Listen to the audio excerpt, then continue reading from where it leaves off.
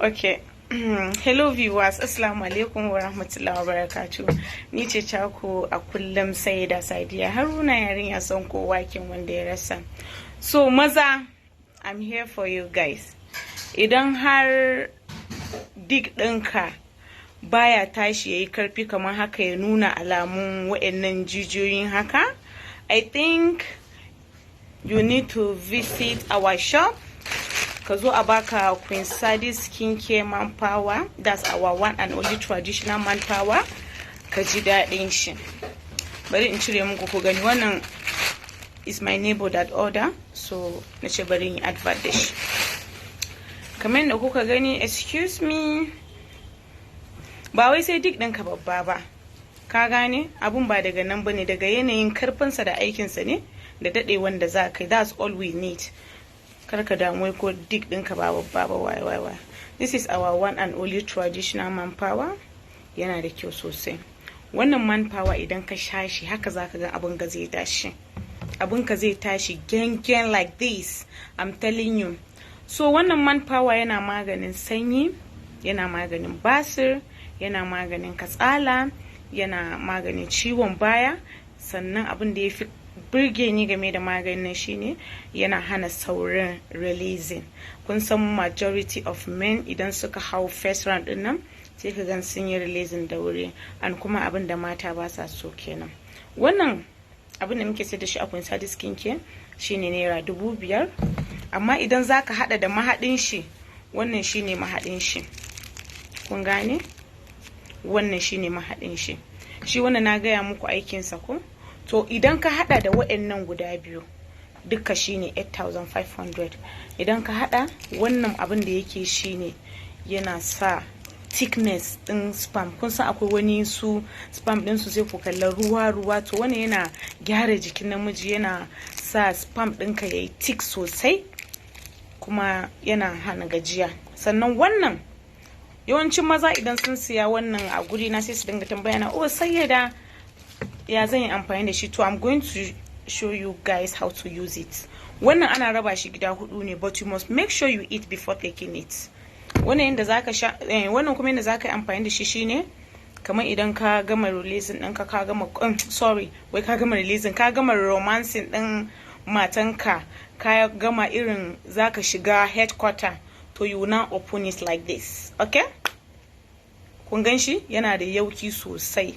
Idan ka bude sai kai haka, sai ka shafa shi akan azzakarinka, kamar in ya tashi fa kenan, kamar haka ko ya azzakarinka yake sai ka shafa.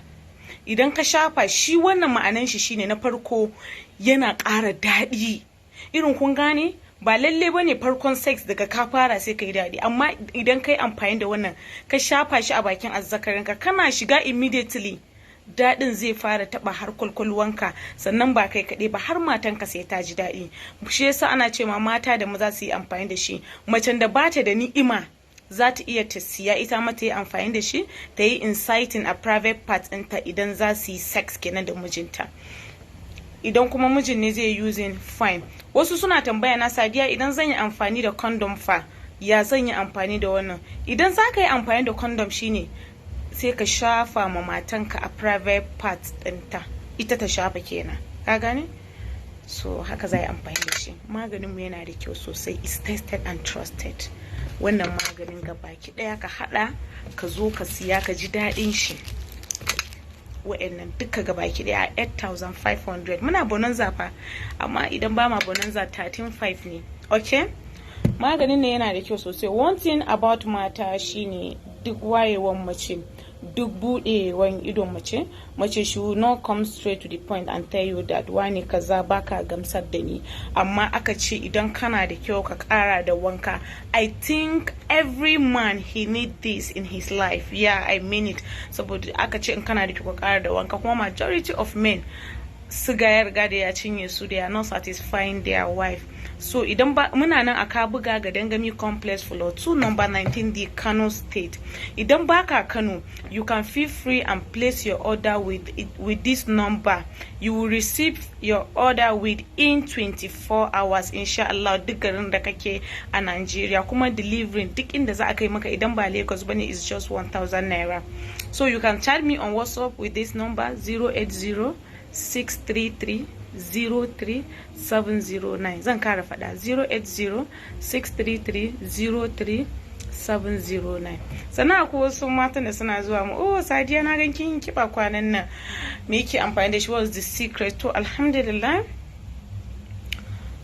ni ma haka da na gan kaina. Yeah.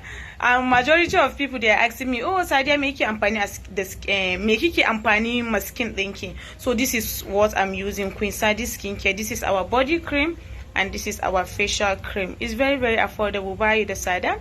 Muna ba da haɗin 10,000, 20, 30, 40, 50, 15, 25, 35.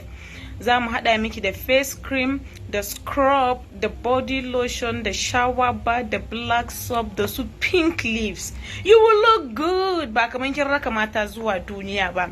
So kada ku bari a baku labarin kayan Sayyida Sadiya Haruna. Kayana yana da kyau sosai, is tested and trusted saboda business ne ba yau aka fara ba, kuma ana so a ci gaba da yin sa har abadin abada insha Allah. So majority of mata suna zuwa DM ina da suka gani ne advert da wannan dildo, haka ake kiran shi ko, suna tambaya na, oh Sadiya ina zan samu, kina siyarwa ne? Point of correction my sister, bana siyarwa, and I don't know where to direct you kije ki samu. That's the fact.